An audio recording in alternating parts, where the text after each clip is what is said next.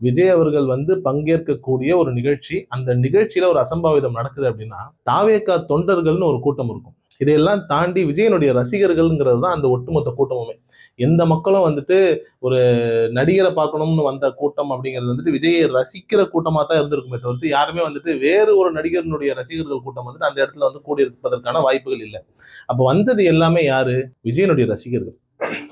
விஜயனுடைய ரசிகர்களா இருந்துகிட்டு ஒரு 4 பேர் கீழே விழுவுறாங்க, ஒரு 5 பேர் கீழே விழுவுறாங்க அப்படின்னா, உடனே அந்த இடத்துல என்ன பண்ணியிருக்கணும்?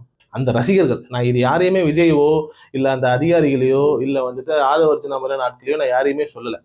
கீழ நின்று அந்த கூட்டத்த வேடிக்கை பார்த்துக்கிட்டு இருந்தேன். மேல நின்று தன்னுடைய தலைவன் பேசுறத வேடிக்கை பார்த்துக்கிட்டு இருக்கக்கூடிய ஒரு கூட்டம் இருக்கு இல்லையா? அந்த கூட்டத்துல இருக்கக்கூடிய 99 விழுக்காடு, 99% விஜய் ரசிகர்கள் தானே.